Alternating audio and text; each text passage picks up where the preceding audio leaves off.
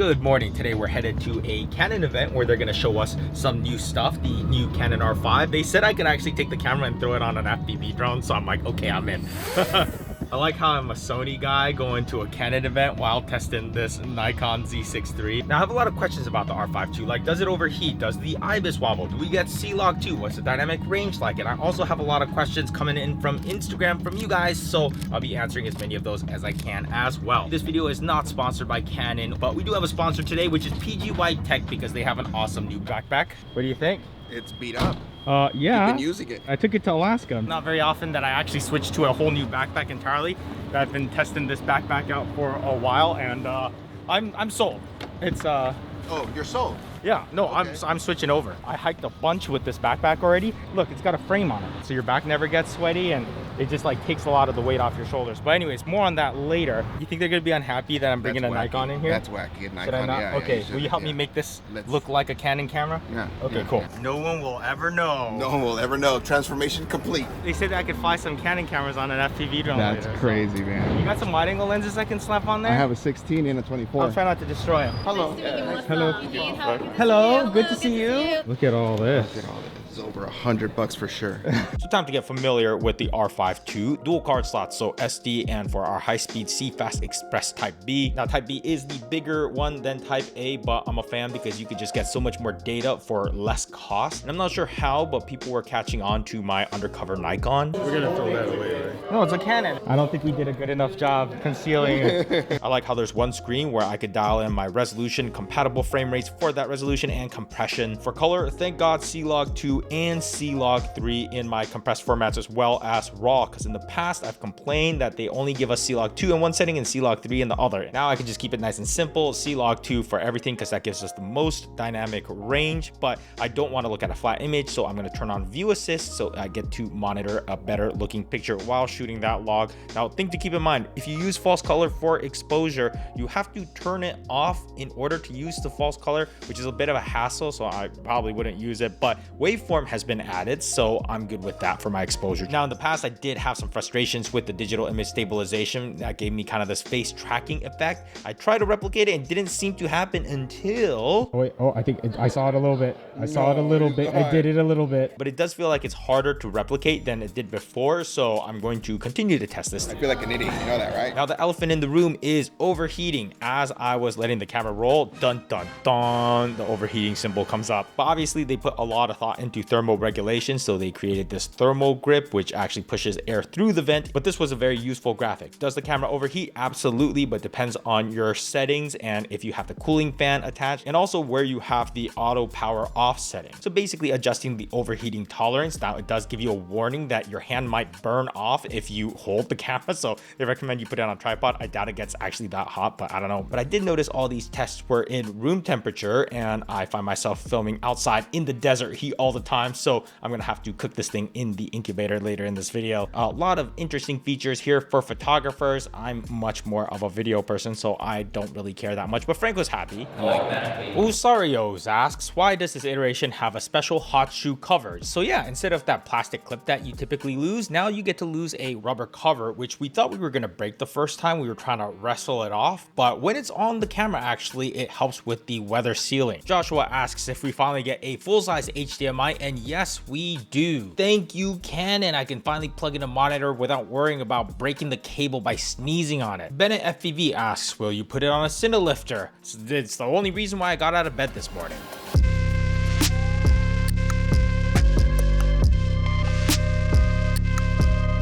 So first impressions of this slow-mo footage, 4K 120 looks beautiful, and we also have the option to go 240 frames per second in full HD, all while utilizing the full sensor. They also let me test out their crazy wide new lens, 10 to 20 mil full frame, which is kind of insane. I felt like I was flying inches away from the bumper to get the card to fill the frame, and you see the pieces of rubber flying up and hitting the lens. Also got some shots in 8K RAW, which is kind of fun because if I want to grab a screenshot out of there, I know there's a lot of detail and info in that image. Image stabilization isn't super happy here because first of all, the drone is getting a lot of turbulence because we are flying right behind a drift car, so there's that. But also it's important to know that things like FPV drones that have a lot of micro vibrations, they don't tend to play nice with IBIS, whether the IBIS is turned on or off. You know, IBIS stabilizes by letting that sensor float around freely. So generally with FPV, we prefer a hard mounted sensor. So with all that in mind, I actually think it's doing really well. We're not seeing any crazy wobbles or weird distortion. And the C400 actually is an interesting candidate. Hard mounted sensor. And apparently there's gyro data coming out of here now. So I think the C400 is what, like around $8,000.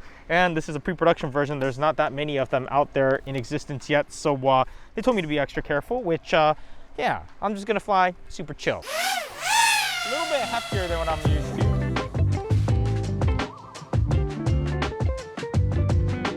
See, no crashes. What are you worried about? Were you worried? You didn't trust me. I don't crash no more. I'm potato jet, okay, not potato crash. That was the old me.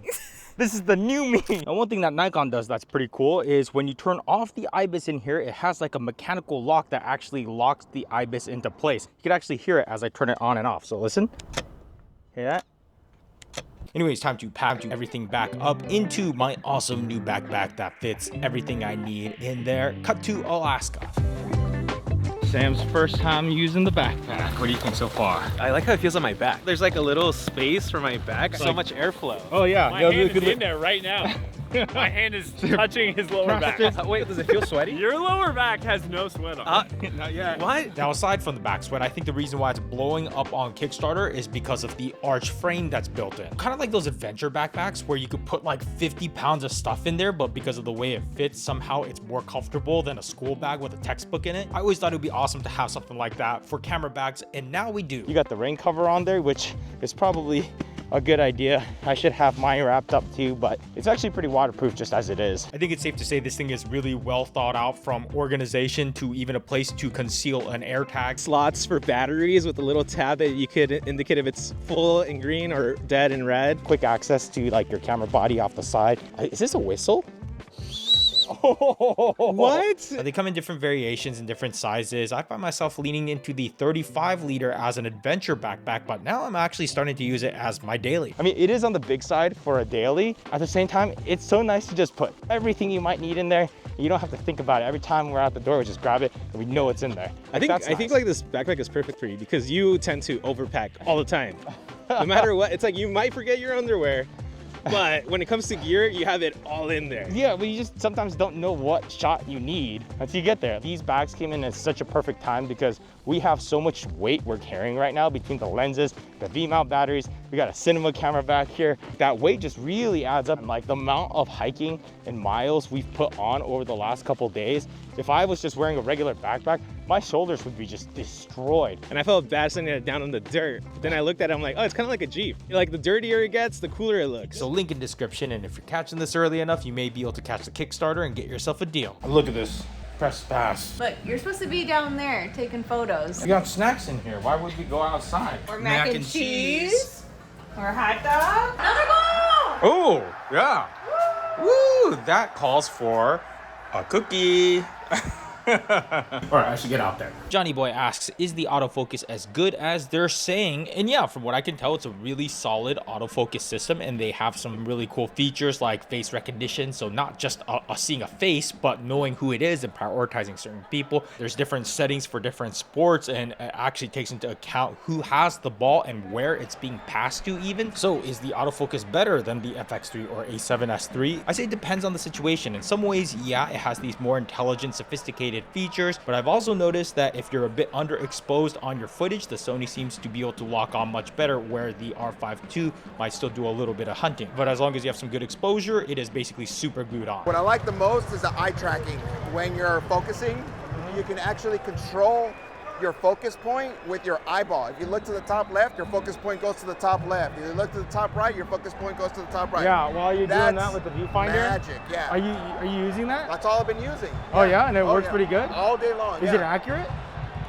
There's a learning curve. When you have someone in focus and you see somewhere else, it'll focus over there and you're like, oh no, wait, hold on. So that's photo only, right? Not video? yeah, photo only. Yeah. Photo only. Yeah, useless for you. I've been using the 70-200. Look how small that is. F2.8. This thing is nice and small. I like it, but Now we are busting out the 100 to 300. Oh my God, this lens cap is 112 milli. How you doing, Frank? Oh, look at doing that good, sad yeah. little 24 to 70. 24 to 70. What do you have? Oh, look at this. That means nothing. 100 Size to means nothing. 300. Size means nothing. That's If what they don't know tell how to- you if so that know you how don't to feel use bad it, about You yourself. don't know how to use it. If size doesn't matter, what's that over there? Hey, look at this 100 to 500. Look how small it is. Aperture. F4 to 7.1. Why do you keep putting your biggest lenses on your smallest cameras? Dude, I love this camera, man. You have an R5 II right here. I know. Huh? And you're shooting That's with so an sad. R50? I know. Does it have a global shutter? No, but the sensor definitely has a fast readout. I do like the idea of global shutter, but keep in mind that you often lose some dynamic range by going with global shutter. So the Galaris asks, dynamic range compared to the Sony FX6 or FX3. So split screen time with the A7S III, which has the same sensor as the FX3 basically. Now starting with highlights. Oh no, you forgot your ND filters at home and everything is blown out. Can the editor save our ass once again? Honestly, pretty impressive. This is what you see on the monitor, and somehow you thought this was okay. You just pull the highlights back down, and we had to go really extreme to get them to clip, and honestly, they're both really good in highlights, but the A7S still seems to have slightly more detail. Look closely at the ground, you can see that the Sony holds on to more info there, but let's flip it around and look into the shadows. Now, the A7S does look darker, but they were exposed the same way and just converted over from log. We'll give them both a little splash of lift, and the Sony brought a little more noise up with it. So overall, both really good, but I got a little bit more in the highlights on the Sony and a little bit more in the shadows in the Canon. I'm excited about this lens, man. 10 to 20 millimeter, rectilinear, F4, image stabilization. 10 millimeter now. Oh, hello. Wow. Can you see like my toes almost? If I go like this, I can see your toes. And that is so wide. Yeah, that's crazy, look. It's almost too far away. Am I in there too? Yeah, I'm just like a little pixel. Should I vlog like this? This should be my new vlog camera right here. My nose is probably like, what, 2 inches from the front of the glass right now. This is how close I have to do the interviews. Are you enjoying yourself? I'm having a great Do you have a time. great day? A perfect day. Everything's Oh my fantastic. God, you look crazy. Oh, watch this, watch this. He's got the ball, he kicks it in between his legs, he taps it in, and it's a goal. That looks like a video almost. Yeah. Just holding down the shutter button and the camera is doing everything for me. It's like I'm cheating. As a Canon photographer, are you happy with this new R5? Yes. Yes, the autofocus. Liar! You think it sucks. The autofocusing system is awesome. And the eye tracking, it's like reading your mind. I've never seen that. When you look through the viewfinder? You look through the viewfinder, and if you look to the top left, the focusing point moves to the top left. You want to see calibrated to my eye, but I'm sure it'll still work to some extent. You'll get an idea. Calibrated yeah, to your eye? Yeah, but just look through it and look around. Oh my gosh, that's cool. Is that cool? That's what I like. It's something that you feel like would improve your workflow, like you would actually use it. 100%, yes. You would use it. Okay. 100%. Time for overheating test. It is currently hot.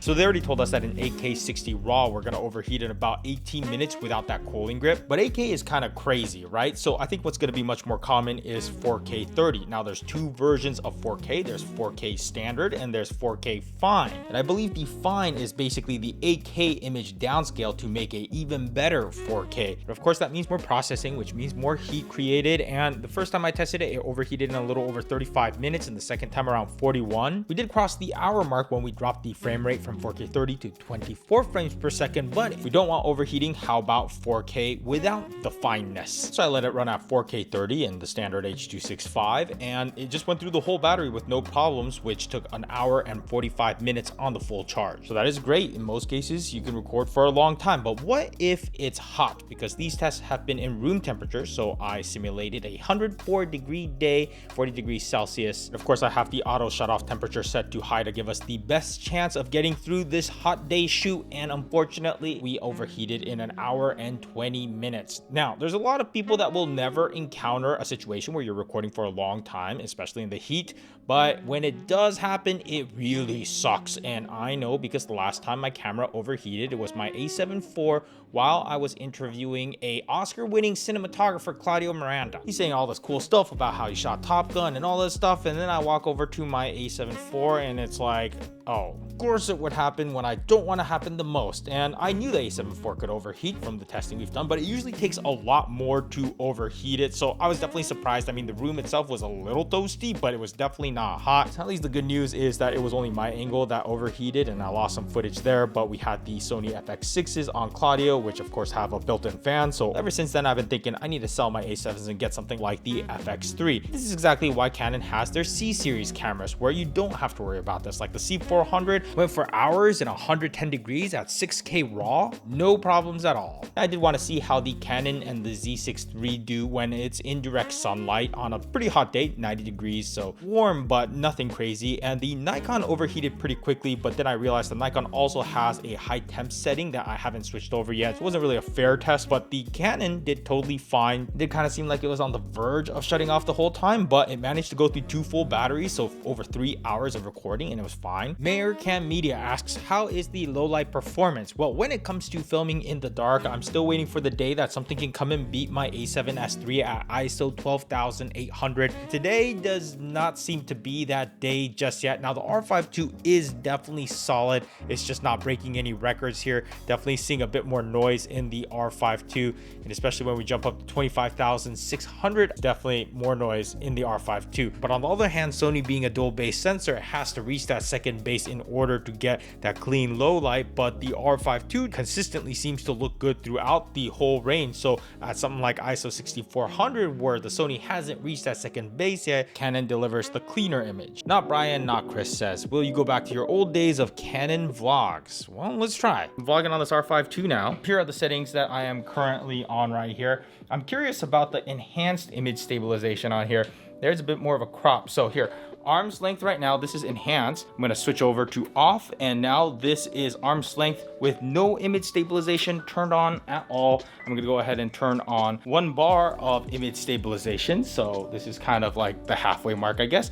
And here we go all the way into enhanced image stabilization. This 16 mil is a really nice small lens. Should this be the new vlog setup right here? Well, am I switching back to Canon? Heck yeah, let's do it. So we could swap lenses and share lenses. No, I still love my Sonys, but I did really like that enhanced image stabilization while vlogging with this R5 II. Sometimes I'm jealous of the iPhone stabilization and how good it is and want that in my bigger professional mirrorless cameras, and this seems like a step towards that. I like this, man. Yeah, we just need like a small microphone now. Yeah. Look at this image stabilization. Does it look like I'm on a gimbal? It is time for me to send this camera back, and I am definitely very blown out right now, but can I highlight recovery this in post? Let's wrap this up with my favorite and least favorite things about this camera. So my favorite part definitely has to be the fact that it is a Canon, so that means beautiful user interface. Very, I want to say delightful to use. That would be the word I would use, delightful. I feel like when I'm dialing in my settings with this camera, I can do it fairly fast, and I have a lot of confidence that the settings are what I want them to be. I've been really liking how stable this image looks. I mean, I'm just like, you know, walking along rocks right now, so I'm very much not stable at the moment. But then we get to my least favorite part of this camera, which definitely has to be like the overheating. You know, the fact that even in 4K 30 in the non-fine mode, I could still overheat if it's hot out. I live in LA, I'm surrounded by deserts. You know, Death Valley is like over 120 right now. Of course, I haven't tested that thermal grip out yet, but I have heard that it's on the louder side. So usually if I'm recording for over an hour, that means I'm trying to record like an interview or talking head stuff. So it doesn't quite feel like the camera for me, but I am very much video first. I feel like if I was photo first and then video like on the side, definitely probably this might be like the dream camera. Like I think it's the dream camera for Frank right now, and he's photo first, but I'm still sticking with my Sonys. But I am definitely gonna keep an eye on what Canon's gonna be doing in their cinema lineup, you know? Man, some of these houses are just like right here next to the ocean. Would you live this close to the ocean? I don't know, I think I'd be kind of scared about that. Man, I'm tripping and fumbling all over the place. But you know, Canon IBIS. I'm trying to do more location scouting. I love kind of like putting a bunch of pins on Google Maps and then just going out and walking around there trying to explore, you know, photo spots, filming spots, flying FPV spots. Top comment from the last video, Technobabble says the Z6 III, which is the Nikon camera, is incredible for the price, the sensor readout speed, the shooting speed, the video specs. It really is on another league for a hybrid compared to others in the price range, especially the A7 IV. Definitely Nikon is officially on the map now. It really is the first time I looked at a Nikon and I was like, I like this. Moranzio is hilarious, and the whole chat with the homies was awesome to hear. We'd love to see more of that. I did have a lot of fun filming that episode where we all kind of got together and looked at different pieces of gear, because it really gets to show things from a bunch of different perspectives. That's one of the biggest things I've been realizing lately when I'm trying to, you know, review these cameras is there's very different needs for different shooting styles, right? Sports and corporate and weddings and events, like they're all very different. Probably going to break an ankle right here just because I'm trying to do this and then vlog and then read comments all at the same time. There's a bird right there. Click on stuff if you want to. Thank you so much for watching. Links in description, subscribe and all that other crap. And yeah, that's all. Bye.